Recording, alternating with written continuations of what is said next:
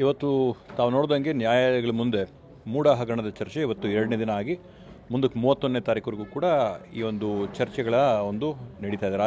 ರಾಜ್ಯಪಾಲರು ಕೊಟ್ಟಿರ್ತಕ್ಕಂಥ ಪ್ರಾಸಿಕ್ಯೂಷನಿನ ಅನುಮತಿ ಬಗ್ಗೆ ಇದು ಎಲ್ಲರಿಗೂ ಕೂಡ ಮೇಲ್ನೋಟಕ್ಕೆ ಕಾಣಿಸ್ತಾ ಇದೆ. ಇದು ಸಂಪೂರ್ಣವಾಗಿ ರಾಜಕೀಯವಾಗಿ ಪ್ರೇರಿತವಾದಂಥ ಪ್ರಾಸಿಕ್ಯೂಷನ್ಗೆ ಅನುಮತಿ ಕೊಟ್ಟಿರ್ತಕ್ಕಂಥದ್ದು. ರಾಜ್ಯಪಾಲರ ಮುಂದೆ 3-4 ಪ್ರಕರಣಗಳು ತನಿಖಾ ಸಂಸ್ಥೆಗಳಿಂದ ಬಂದಿರಬೇಕಾದರೆ ಮುರುಗೇಶ್ ನಿರಾಣಿಯವರ ವಿರುದ್ಧವಾಗಿರ್ಬೋದು, ಕುಮಾರಸ್ವಾಮಿ ಅವರಾಗಿರ್ಬೋದು, ಶಶಿಕಲಾ ಜೊಲ್ಲೆ ಅವರಾಗಿರ್ಬೋದು, ಇವ್ರ ವಿರುದ್ಧವಾಗಿ ಯಾರಿಗೂ ಕೂಡ ಪ್ರಾಸಿಕ್ಯೂಷನ್ಗೆ ಅನುಮತಿ ಕೊಡದೆ 1.5 ತಿಂಗಳೊಳಗಡೆ ಯಾವುದೋ ಒಂದು ಇಲ್ಲದ ಸಲ್ಲದ ಆರೋಪದ ಮೇಲೆ ಈ ರಾಜ್ಯದ ಅತ್ಯಂತ ಜನಪ್ರಿಯವಾದಂಥ ಮುಖ್ಯಮಂತ್ರಿಗಳಾದಂಥ ಸಿದ್ದರಾಮಯ್ಯವ್ರ ಮೇಲೆ ಇವತ್ತವರು ಪ್ರಾಸಿಕ್ಯೂಷನ್ಗೆ ಅನುಮತಿನ ಮಾಡಿದ್ದಾರೆ.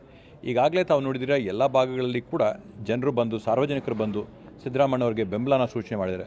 ಕಾಂಗ್ರೆಸ್ ಪಾರ್ಟಿ ಒಟ್ಟಾರೆಯಾಗಿ ಒಗ್ಗಟ್ಟಾಗಿ ನಾವೆಲ್ಲರೂ ಕೂಡ ಅವರ ಬೆನ್ನಿಂದೆ ನಿಂತು ಅವ್ರ ಭುಜ ಕೊಟ್ಟು ಹೋರಾಟನ ಯಾವೊಂದು ತಾರ್ಕಿಕವಾದಂಥ ಅಂತರಕ್ಕೆ ತೊಗೊಂಡು ಹೋಗಬೇಕು ಅಷ್ಟಕ್ಕೂ ಕೂಡ ಹೋರಾಟ ಮಾಡೋಕ್ಕೆ ನಾವು ಅವ್ರ ಜೊತೆಗೆ ಸದಾ ಸಿದ್ಧವಾಗಿದ್ದೀವಿ.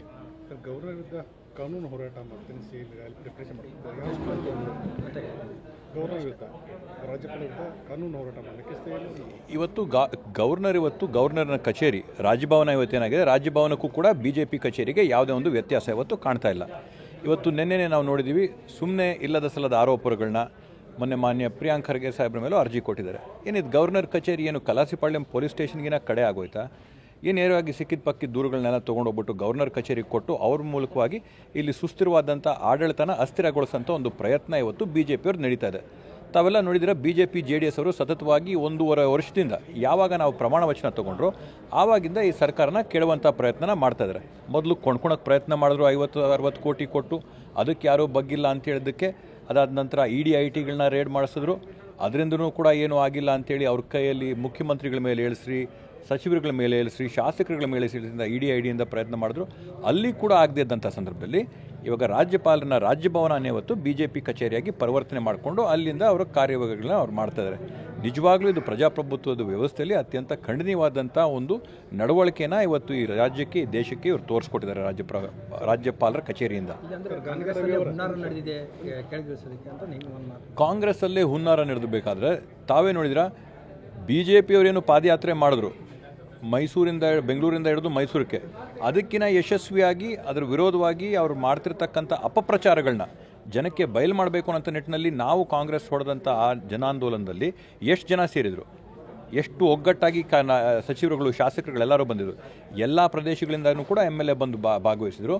ಇದು ಕೂಡ BJPಯವರು ಹಬ್ಬಿಸ್ತಿರ್ತಕ್ಕಂಥ ಒಂದು ಸುಳ್ಳಿನ ಸುದ್ದಿ. ಯಾವುದೇ ಒಂದು ವಾಸ್ತವಾಂಶ ಇದರ ಹಿಂದೆಗಡೆ ಇಲ್ಲ. ನಾವೆಲ್ಲರೂ ಕೂಡ 136 ಜನ ಕೂಡ ಅವ್ರು ಒಗ್ಗಟ್ಟಾಗಿದ್ದೀವಿ. ಸಚಿವ ಸಂಪುಟ ಅವ್ರ ಒಗ್ಗಟ್ಟಾಗಿದೆ. ಹೈಕಮಾಂಡಿನ ಆಶೀರ್ವಾದ, ಬೆಂಬಲ ಅವ್ರಿಗಿದೆ. 100ಕ್ಕೆ 100 ಸಿದ್ದರಾಮಯ್ಯವ್ರ ಅವಧಿ ಏನಿದೆ ಅವಧಿನ ಅವರು ಮುಗಿಸ್ತಾರೆ. ರಾಜೀನಾಮೆ ಕೊಡೋಂಥ ಪ್ರಸಂಗ ಯಾವುದೇ ಕಾರಣಕ್ಕೂ ಬರೋದಿಲ್ಲ. ಯಾಕಂದರೆ ಇದರಲ್ಲಿ ಆರೋಪನಾದರೂ ಯಾರಪ್ಪ ಅಂತ ಹೇಳಿರಪ್ಪ, ಇವಾಗವರೆಗೂ 1.5-2 ತಿಂಗಳಿಂದ ಮಾತಾಡ್ತಾರೆ. ಇವತ್ತವರೆಗೂ ಮೂಡ ಅಲ್ಲಿ ಆರೋಪ ಏನು, ಮೂಲ ಆರೋಪ ಏನು ಅಂತಲೇ ಹೇಳಲ್ಲ. ವೈಟ್ನರ್ ಹಾಕಿದ್ರು ಅಂತೇಳಿ ಆಯ್ತಯ್ಯ, ಆರೋಪ ಏನಂತ ಹೇಳಬೇಕಲ್ಲ. ನೀವೇನಾದರೂ ಅವರ ಅಧಿಕಾರದ ದುರ್ಬಳಕೆ ಮಾಡ್ಕೊಂಡಿದ್ರೆ ಯಾವ ರೀತಿಯಲ್ಲಿ ದುರ್ಬಳಕೆ ಮಾಡ್ಕೊಂಡಿದ್ರೆ ಅದನ್ನು ನೀವು ತೋರಿಸ್ಬೇಕಲ್ಲ. ಮಾನ್ಯ ಮುಖ್ಯಮಂತ್ರಿಗಳ ಸಿಗ್ನೇಚರ್ ಎಲ್ಲಾದರೂ ಇರಬೇಕಲ್ಲ. 1996ನೇ ಇಸ್ವಿಯಿಂದ ಇರ್ತಕ್ಕಂಥ ಇತಿಹಾಸ ಇರ್ತಕ್ಕಂಥ ಒಂದು ಕೇಸಲ್ಲಿ ನೀವು ತಂದು ಮೂಡ ಹಗರಣ ಪೂರ್ತಿ ಮಾಡಿರಿ. ನೀವು ಯಾಕೆ ನೀವು ಒಂದೇ ದಿನ ತಗೋತೀರಾ? ಈ ಆದಂಥ ಪ್ರಕರಣದಲ್ಲಿ ಸಿದ್ದರಾಮಯ್ಯವ್ರೊಬ್ಬರೇನ, ಆ ಮೂಡ ಅಲ್ಲಿ 19 ಜನ ಇದೇ ರೀತಿಯಾಗಿ ಆಗಿದೆ. ಡಿನೋಟಿಫಿಕೇಷನ್ನು ಯಾವ ಸರ್ಕಾರದ ಒಂದು ಮಾನದಂಡಗಳವೆ ಅದರ ಪ್ರಕಾರ ನಡೆದಿದೆ. ಅದ್ರ ಪ್ಲ್ಯಾನ್ನ ಕೈ ಬಿಟ್ಟಿರೋದು ಕೂಡ ಮೂಡ ಅವ್ರ ಅಲ್ಲಿ ಪ್ಲ್ಯಾನಿಂಗಲ್ಲಿ ಕೈ ಬಿಟ್ಟಿದ್ದಾರೆ. ಎಲ್ಲವಲ್ಲಿ ಕೂಡ ಯಾವುದೇ ಒಂದು ಹಗರಣ ಇಲ್ಲ. ಸಿದ್ದರಾಮಯ್ಯವ್ರ ಒಂದು ಭಾಗ ಅದರಲ್ಲಿ ಒಂದು ಚೂರು ಕೂಡ ಇಲ್ಲ. ಇದು ಸುಮ್ಮನೆ ಒಬ್ಬ ಹಿಂದುಳಿದ ನಾಯಕರ ಮೇಲೆ ಈ ರೀತಿಯಾದಂಥ ಸರ್ಕಾರ, ಜನಪರ ಸರ್ಕಾರ ನಡೆಸ್ತಾರೆ ಅಂತೇಳಿ ಕಪ್ ಚುಕ್ಕೆ ಮಸಿ ಬಳಿಯಂಥ ಪ್ರಯತ್ನ. BJP ತಮಗೇನಾದ್ರು ಆಮಿಷ ಬಂದಿದೆ? ಇಲ್ಲ ಸರ್, ನನಗೆ ಅವರು ಆಮಿಷನ, ನಾನು ಉಪಚುನಾವಣೆ ನಡೆದಂಥ ಸಂದರ್ಭದಲ್ಲಿ ಆಮಿಷ ಒಡ್ಡಿದ್ರು. ಆವಾಗ ನಾನು ತಿರಸ್ಕಾರ ಮಾಡಿದ್ರಿಂದ ಮತ್ತೊಮ್ಮೆ ನನಗಂತೂ ಆಮಿಷ ಒಡ್ಡಕ್ಕೆ ಅವ್ರು ಬಂದಿಲ್ಲ. ಗಾಣಿಗ ರವಿ ಅವರಿಗೆ ಆಮಿಷ ಬಂದಿರತಕ್ಕಂಥದ್ರ ಬಗ್ಗೆ ನಾನೇನು 2 ಮಾತು ಕೂಡ ಹೇಳಲ್ಲ. ನನಗೆ ಹೇಳ್ದಂಗೆ ಉಪಚುನಾವಣೆಯಲ್ಲಿ ಆಮಿಷ ಒಡ್ಡಿ ಅದಕ್ಕೆ ಬಗ್ಗಲ್ಲ ಅಂತಂದ್ರೆ BJPಯವರಿಂದ ಕಂಡು ನನ್ನ ಕಡೆಗೆ ಯಾವೊಂದು ಆಮಿಷ ಬಂದಿಲ್ಲ.